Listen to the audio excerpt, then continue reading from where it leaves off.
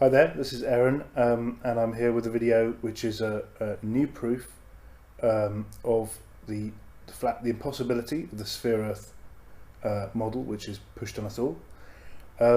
Obviously, there are lots of ways to prove that the surface of the Earth has no curvature and is flat. But what's unusual about this one is this is really, you could describe this as a glitch in the matrix, because what I've found is that actually there are events in history which have been somewhat covered up, it seems, because they don't really fit with the sphere-Earth model.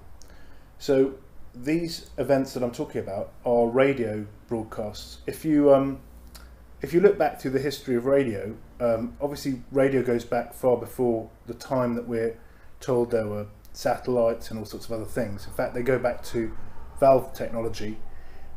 Broadcasts are made from masts, and if you have a single mast broadcasting at any point on the Earth, should we say, if obviously it was a globe, imagine a single mast broadcasting. Electromagnetic radiation travels in straight lines. The mast would not be able to broadcast around the curvature of the Earth.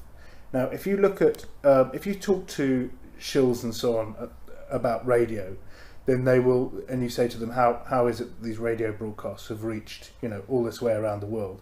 They will try and tell you that there's relays all over the place.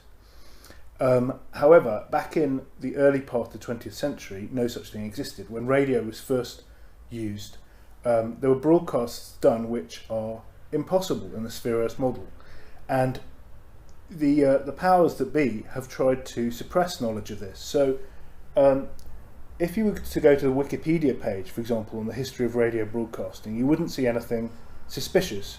If you try to look back at the early history of the British public broadcasts, which were known as the Empire Service, you won't really be able to find any details, because there are people that have been working quite hard to put all this down a memory hole. The Empire Service was the precursor to what's now known as the BBC World Service, and the Empire Service was broadcast from the UK and was broadcast to the entire British Empire. Now, the British Empire, in order to reach all parts of the British Empire, broadcasting from London, you are broadcasting across the entire known world. This is impossible unless the world is flat, essentially, because how would any mast be able to transmit around significant parts of the curvature of the Earth? It's completely impossible. So the Empire Service was in fact proving by its very existence that the sphere is impossible. However, it's very difficult to find details on this. So I've been looking for some time, hunting around for proof that these broadcasts were made, proof which is still actually available in the public domain. And I finally found some interesting proof when I came across a documentary from 1953. Now, this documentary was about transistors, about how the invention of transistors was going to change everything, which of course it did. And in one part of the documentary, it starts talking about broadcasts that were made from Arlington, Virginia in 1915. Now, these were made from a set of masts, and these radio broadcasts were picked up in Paris and Hawaii, according to this documentary, which is produced by various firms, including, I think, General Electric. And this documentary in 1953, they must have realised after that this is one of the items they'd better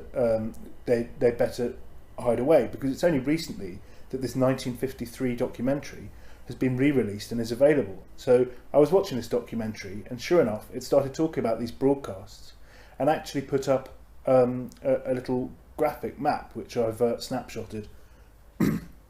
And so you can see that they're claiming that these broadcasts were made in Arlington, Virginia, were picked up in Paris and Hawaii, significant distances around the curved surface of the Earth. And unless someone has a way to explain how these signals somehow reach their destination, I mean, no doubt shills will start talking about freak atmospheric phenomena and of weather conditions and God knows what. But actually, if you look at the history of these ideas, that the atmosphere can interact with EM radiation, you'll see that those ideas were born after all of this, probably as a way to patch up the fact that it's completely impossible. Now, I don't think anyone has ever produced any evidence that radio waves, which you send up into the atmosphere, are going to get bounced down around the world, around the sphere of the world. What are they going to bounce off, and how does that work, and what is the evidence that there's any way for this to occur? It's just ridiculous.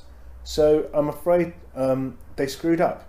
They screwed up by being too proud of their worldwide transmissions, making a big song and dance about it, and then only too late realising that they just proved that the world is not a sphere. Anyway, I hope you've enjoyed this. I've given this info to various other people in the Flat Earth movement today, and hopefully they will be breaking this out as an additional killer proof. So yeah, so I hope that helps. Take care.